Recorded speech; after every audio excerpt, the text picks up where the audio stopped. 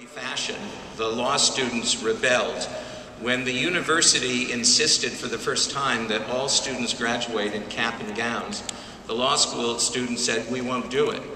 To which the officials replied, "Well, you have to have a distinctive insignia." To which the students responded, "Sunflowers would do just fine, thank you." And so now, a century later, in our untraditional tradition, we graduate with sunflowers. This has actually a great contemporary advantage. Environmental concerns have put a lot of pressure on caps and gowns, as some of you may have read. And so there's recycled materials and other efforts to make them green. We've been there for a long time with the greenest possible graduating insignia. Today is the day that members of the class of 2010 graduate. It's in some ways an odd concept to denominate them as the class of 2010. This isn't the end of the career in which they embarked 3 years ago, and it's not strictly the beginning. For the past 3 years, their lives have been filled with friendships, courtships, exercises of the mind, and constructive enterprises of all kinds. And their 3 years of experiences here will follow them and, in all likelihood, enhance their lives for the rest of their lives as professionals and as individuals in our society. Nevertheless, this being May of 2010, it's a good moment to pause and reflect, to look back briefly and to look forward. It's a moment, above all, for all of us to thank the families and friends of our graduates for their love and support in the past 3 years. And I'd like to invite the graduates to join me in applauding your families and friends. Woo-hoo!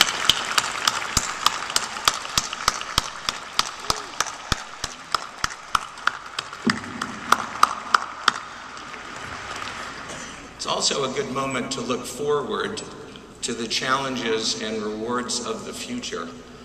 And I'm afraid we suffer from an abundance of challenges just now. We're reminded almost daily of the fragile complexity of the world we inhabit. An oil well a mile deep in the ocean explodes. The world economy approaches collapse because of a portfolio of wretched mortgages. And just as the world economy begins to recover, it drifts back towards chaos because of the debt of the nation of Greece. Mexico, as you all know, fights daily now to retain its civil order along our border. And with these vivid reminders of the world around us, there's another set of things we should remember but may not be reminded of daily, and that is the degree to which there are serious injustices at home and serious injustices abroad, some acute and some chronic, and all our responsibility.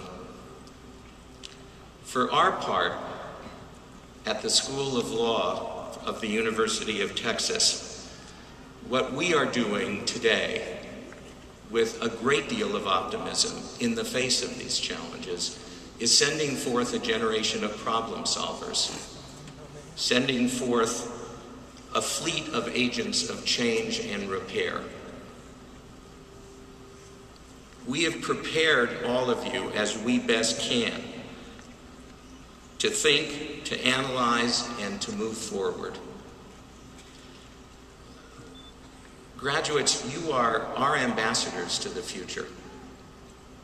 You are our contribution to the future and our contribution to the solution to the problems that we all face. But as you go forward, I would like you to remember that this will always be your home. You will always be welcome back to share your experiences and to permit us to join you in understanding them, learning from them, and celebrating them.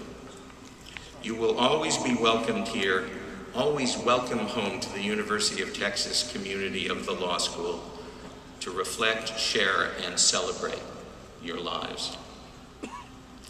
The class of 2010 has had one special advantage in this 3-year period that should not go unnamed. An advantage that's been shared by all of us at the University of Texas School of Law. Ben Chater. When Ben crosses this stage,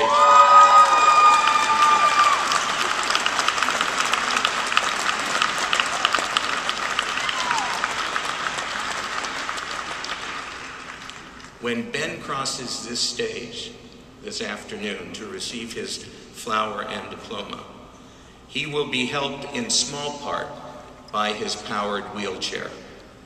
But in large part, he will be helped by his stunning determination as a remarkably talented human being, and by the admiration, support, and love of all of his classmates and his teachers. And his example is a great advantage to us all. We all need heroes, and he is one for us to hold up to that challenge.